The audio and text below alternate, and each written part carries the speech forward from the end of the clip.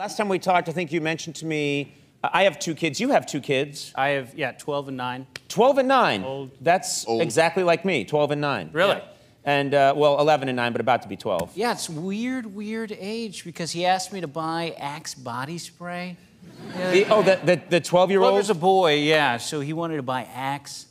And I said, no, we're not wearing tank tops and we're not buying Axe body spray. Yeah, it feels like policy I established. Yeah, that is good for you that you held the line on Axe body spray. Okay, weird. What's your son like? What's he, I'm trying to think, because my boy is much younger than that. What's a 12-year-old boy like? I mean, the kids that go to his school are all so polite and nice that I actually had, my wife and her friends are calling me Dream Killer, because I told him there was no Santa Claus. I had to do it.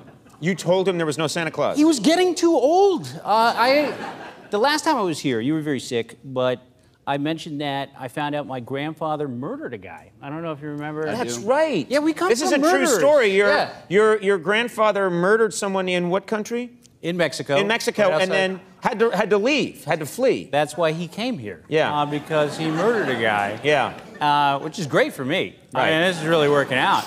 But when my son's like, Daddy ate the cookies, and it's like, oh, Santa ate the cookies? Yeah. No, we come from murderers. You can't, you can't have that. He needs to grow up, is what you're saying. So he was aging out of it, and I did such a good job selling it too, and that was part of the problem, is that I would take a bite out of the cookies, I would drink the milk, and I'd chop the carrot, I moved the fireplace grate, and I'd move some of the ashes.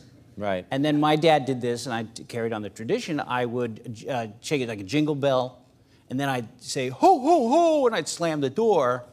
And then at 3 years old and 5 years old, they'd come running out in footy pajamas, and they'd go, oh my God, he's here, he came. Right. But when they're 9, 10, and 11, you're like, come on, you idiots. Comes through the chimney. Leaves through the door. Yeah. I don't understand. Yeah. And so I told him. He already knew that there wasn't a tooth fairy or an Easter bunny. Okay, how did he find out about that? Well, he found the teeth. What? When you're found the teeth? When you have kids and your kid loses his first tooth, you're not some soulless jerk that just throws it in the trash. We kept it. My wife goes, oh my God, this is so weird. And we go, what do we do? And we put it in a jewelry box. And then we put that, and then another tooth came, we nested it right there with it. And then 9 years and 2 kids later, you're 2 crazy people with 20 human teeth in a box.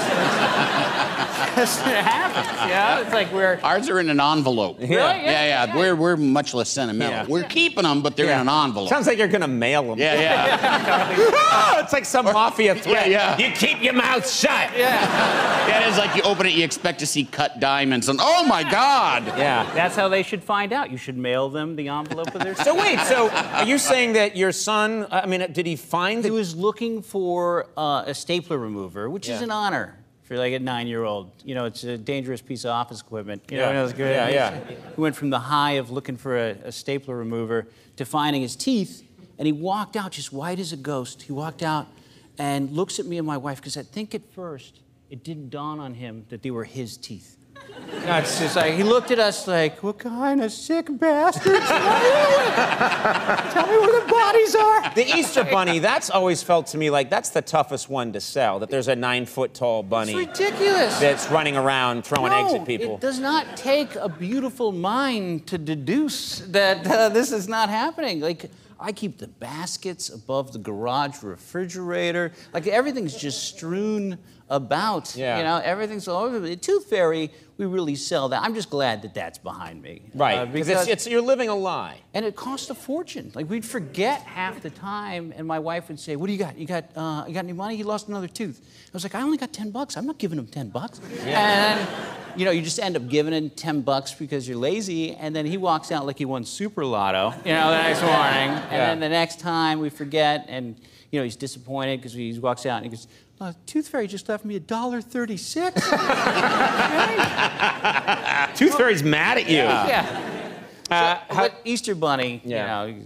but he's cool. He's into, like, he gets good grades. My wife's Korean, so he better. All right.